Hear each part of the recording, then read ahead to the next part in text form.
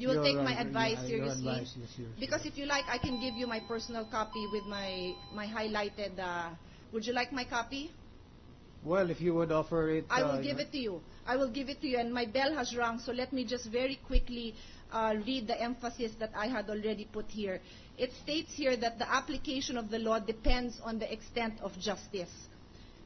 I will skip the other parts. And it says further that this would negate Article 10 of the new Civil Code, which provides that in case of doubt in the interpretation or application of laws, it is presumed that the lawmaking body intended right and justice to prevail. So I ask that you read this case because we are also asking that justice prevail. But that is for you. That is a decision that you are to make. The impeachment court has made their decision in the issuance of the resolution. So I will now ask the page to just hand you my personal copy. I hope you trust that this is not certified, but it is a faithful reproduction of the Supreme Court reports annotated. Thank you, Your Honor. But as best as I can recall it, the Supreme Court also indicated that the exception is only made in this particular case and no other case. As a matter of fact, as I have read it, the Supreme Court actually reinforced very strongly that all FCDU deposit accounts are covered by the FCDU law. Yes, and I actually thank you for mentioning that because I had wanted to end on another point. In the same way that the Supreme Court has very clearly indicated that this was a specific exception to the law, this impeachment court also makes an exception to the law. And I have also confirmed with you when I asked you some questions yesterday that you acknowledge that this impeachment court has the sole power to try impeachment cases. You also acknowledge that? For impeachment cases, Your Honor, yes. But as I believe and as I understand, any exception to any law must be approved by the Supreme Court. Well, I trust that over the weekend and with the personal copy I will hand you, you will at least think, give it serious thought, given the gravity of this matter and in the interest of justice. Thank you. Your Honor. Majority Floor Leader. Senator Lacson, Mr. President. Gentleman from Cavite. Thank you, Mr. President. My manifestation would have involved the subpoena issued by this court in relation to the FCDUs. And since we are in receipt of an information that the Supreme Court has just issued a TRO in that regard, then I would like to defer to the caucus, which is scheduled on Monday, so we can discuss this thoroughly or extensively. That's all, Mr. President. Thank you. Anyone else? Thank you. Yes, Mr. President, may we ask from the prosecution if they are suspending their direct examination? From here on, in deference to the Supreme Court, the interpreter of the Constitution, and the guardian of basic rights guaranteed by the Bill of Rights, this chair would suggest and recommend to this impeaching court and the two sides of the case, the prosecutor and the panel, to take heed and let us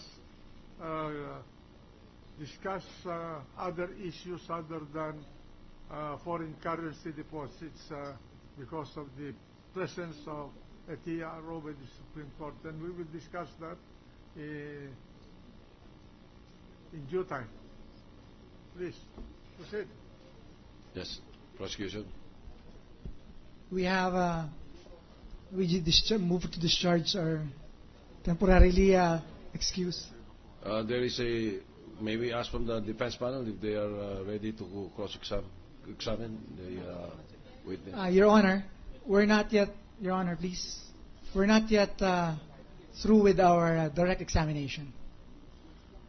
Okay. And then cross-examination is deferred until they finish the direct. Thank you, Your Honor. Yeah.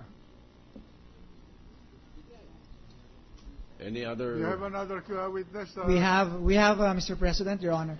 The witness is discharged temporarily, but you come back on Monday at 2 o'clock in the afternoon for Mr. the President. continuation of this trial. Mr. President, may we have a 1-minute suspension? I will just confer with some of the other members of the court. They are giving a message to the... discharge the witness. The witness is Thank you, Your discharged. Honor. May we have a 1-minute suspension, Mr. President? 1 long minute suspension. Yes, may we recognize the prosecution now, Mr. President? Your Honor, may we call now our second witness for the day, Yes. the branch manager of BPI Ayala branch in Makati. The name is Miss Leonora Dizon. May we call now on Miss Dizon, Your Honor.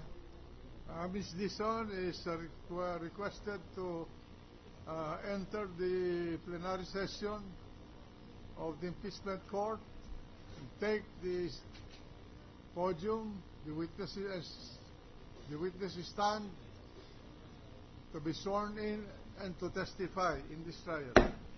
Your Honor, may we also request that Attorney Arthur Lim be recognized to conduct direct examination for the prosecution. My brother Arthur Lim is recognized to make the direct examination. Thank you.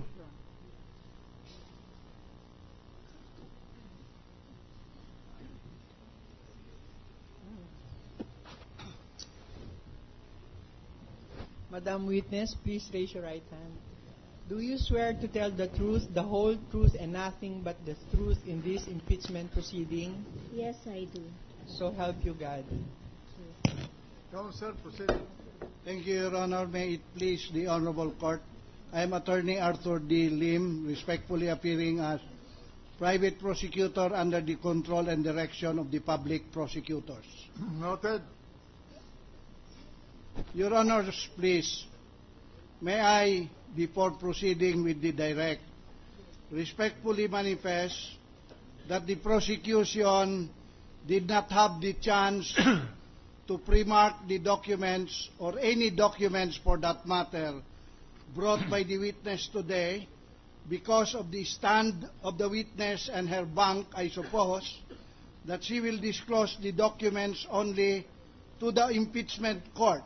So we will be seeing the documents for the first time in open court, Your Honor. Noted. Noted. We note the manifestation of counsel. Thank you, Your Honor, please. One last manifestation, which is also in the nature of a request. May I respectfully request the Honorable Presiding Officer that since the witness appears to be heavy with child, that she be allowed by the chair to interrupt this representation at any time by raising her hand if she should experience any discomfort or should need anything in the course of the examination. Request granted. Thank you, Your Honor. Proceed. What's the pleasure of the gentleman from Pampanga? Yes, may we just know how many months pregnant is the witness? If she may wish to divulge the information. That's immaterial, I think.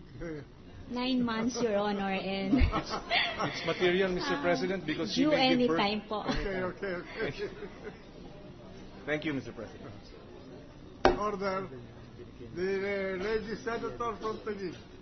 Just a small matter, may we request the prosecutor to lower his voice a little bit because it might be the one that aggravates the witness. And honestly, it aggravates us a little That bit. is a very timely Thank and you. good reminder. I will comply, ma'am. And please accept my apologies. I am used to speaking that way. I will tone it down before the court. Thank you, Your Honor. Let's proceed. Thank you, Mr. Presiding Officer. A pleasant good afternoon to you, ma'am. Good afternoon, sir.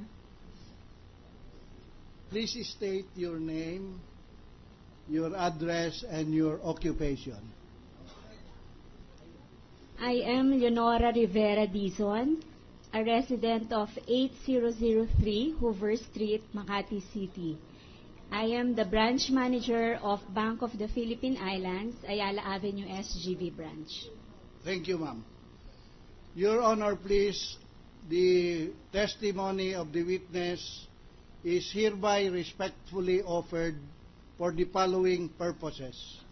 1, to prove unreported assets in the form of bank deposits